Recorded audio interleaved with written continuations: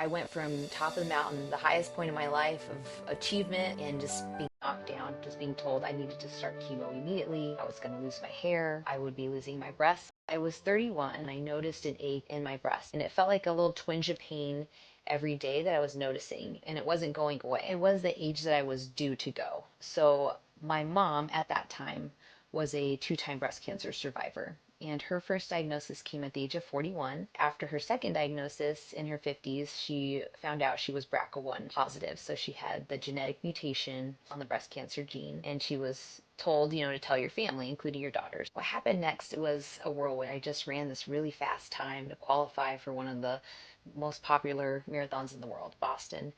And then the next week having the biopsy and being told I had an aggressive breast cancer, which is triple negative. That's the bad news, but the good news is it responds to chemo well. Turns out I had the genetic mutation that my mom had, which that didn't surprise me as much. As soon as I knew I had cancer and the genetic tests weren't quite back, I'm like, it's going to be positive. My mom's had it twice.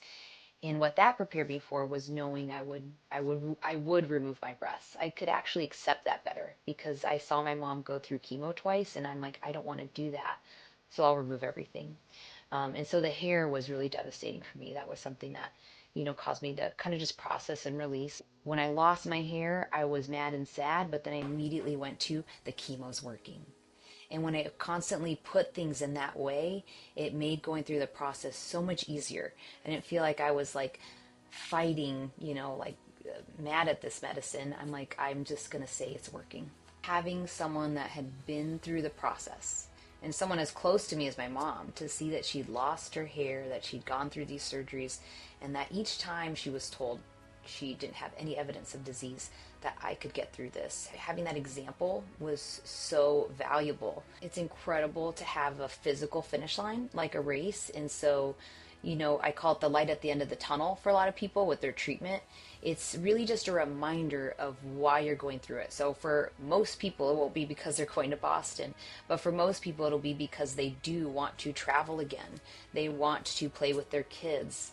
They want to find a new sense of normal, just living their life. And so I remind people of that light at the end of the tunnel. This is why you're going through treatment. I finished chemo, did surgery to remove my breasts, and did reconstruction. And then I was cleared with 4 months to start training and ultimately run the Boston Marathon as a survivor 1 year later. It was the best feeling in the world. It was incredible. I made a shirt, that said survivor, and on the back it said something like, I just beat cancer, basically something that people were just like giving me high fives during, and runners running, the race with me, just patting me on the back and being able to have like chat with some people during the race. It was the best feeling. I was dating my now husband. I tell people this. I'm like, I tried to break up with him after I was diagnosed. We'd been dating 3 months. They had experienced loss in their family. They lost a brother-in-law to colon cancer in his 30s. So I almost felt like I was protecting him too. Like it was both. I wanted to protect him, and I thought, I can't get through chemo and lose my hair and go through all this and also have the energy to date somebody.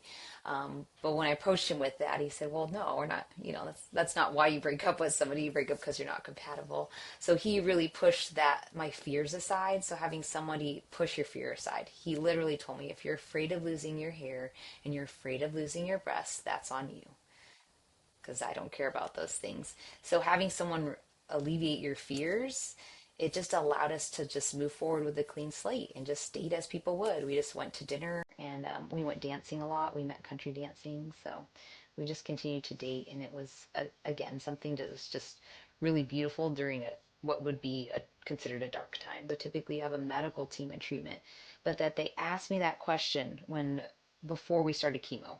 You're going to start chemo, you'll lose your hair. Do you think you want kids? And to be honest, my answer was, I think so. So it wasn't 100% yes. There's a lot going on. But to even know that you might want that, you need to communicate that, because then they can communicate their options to you. And I chose the option of Zoladex, doing injections every 4 weeks to put me in menopause, protect my ovaries.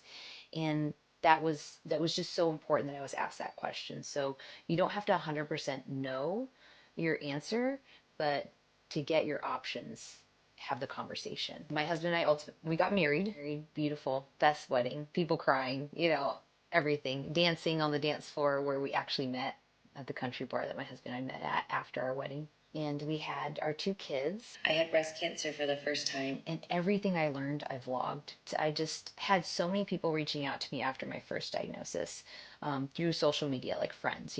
Hey, my mom's been diagnosed, my coworker, friend, and they'd ask me for tips, and I just was getting enough of those. So I thought, why don't I just record some videos and then they could send this to their loved one if they need it. Some chemotherapies do just cause thinning of the hair. So 5 is a very important timeline usually in the cancer world. It's your remission for 5 years. When you reach 5 years, your odds of getting cancer return, come back, drop. So you want to get to 5 years. And it was during that year that I was just taking a shower and just doing kind of a self check. Really, I was washing with soap, but I felt a new lump near my ribs, which would be near the breast area. And I just knew it felt like a lump and it wasn't there before. And I just knew in my heart and in my body that I had to call my oncology team the next day and get in for an ultrasound. And I'm pretty sure with my ultrasound tape that I have it again. And I honestly kind of knew before coming in. And then I get the phone call from the cancer center while I'm in the car saying, like, we need you to come back tomorrow. This ultrasound doesn't look good. Like, you need to be biopsied tomorrow. So listening to my body and doing that led to a new diagnosis at year 5. And I still worked as a dental hygienist. So it was a tough time, actually.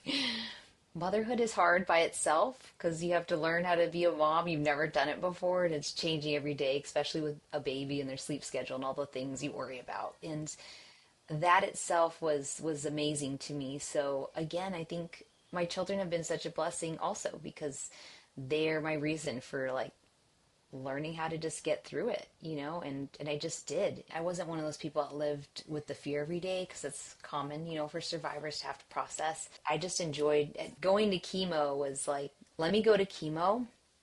I actually learned this during my first journey. A friend of mine, I told them, I said, I've never flown first class, but I like to imagine that going to chemo is like flying first class. Like they offer you a warm blanket and I'd say, can I have 2? And then I pull out my headphones, I pull out my book and I turn on my Netflix show. And so the second time, since I was so tired and busy at home, I treated chemo as like my self-care time, which is crazy to think. It's really a state of practicing gratitude. Because when you think about it, right? I mean, when I went into chemo the first time, I was a marathon runner. Like, how many people are like, I'm going to go run 26.2 miles for fun, and I'm going to pay to do it, and I'm going to train to do it, I'm going to take a lot of time to do it. Like, not many people do that. So when I went into chemo with that and that mindset, I just treat it as another marathon. Like I have to train for this. I have to eat well. I have to sleep well. I have to keep my mind right. And so being an athlete helped me immensely with the chemo process. It was, why am I doing this? Again, the chemo's working. My hair's falling out. Okay, that sucks, but the chemo's working because, I'm getting to that finish line. I just ran a marathon recently and I raised more money for cancer research with that one. It was great. So as an athlete, or as I call myself kind of a coach, whether it's runners or going through cancer, it's like, what can we question today that will help us get to where we need to be? Oh, it was just so great. It was just so great to be done. I would say I've had hiccups through the process, but I think the biggest lesson of cancer is we actually have to let go of a lot of control. We have to let things happen as they're happening, and being able to pivot and go with it, it's going to be okay. It'll all go as it should. The second journey, I did have to do radiation after chemo, so that was new. I went through radiation. I share those tips on my channel. And what I've been doing since is I continued YouTube for quite a while, and I get to interact with my YouTube audience and help them feel not alone on the journey and let them ask their questions. And since I have a background of healthcare, dental hygiene, I typically answer the questions where I'm not going to tell you what medication to do, but I'm going to guide you in a perspective of a survivor. I've chosen to stay home the last year and a half with my kids and get experience raising them. And the newest thing I've been doing that is really amazing is actually getting the opportunity to speak and tell my story. And I've made this talk that I do called Impossible to Possible. And it's sharing that story about getting to Boston and beating cancer twice, and starting a YouTube channel. All things that I would have never in a million years at the age of 29 have told you that I would do, at the age of 30 even. I've been through this, others have been through this, you can do this. Your whole life changes when you're diagnosed with cancer. You really see the world in a different lens. For me, it's gratitude. Thanks for watching. If you were moved by this video, we invite you to continue by watching this video here on your screen. Also, please subscribe to the Patient Story right here so you can stay up to date on our videos. Our goal is to help humanize cancer and help you feel less alone.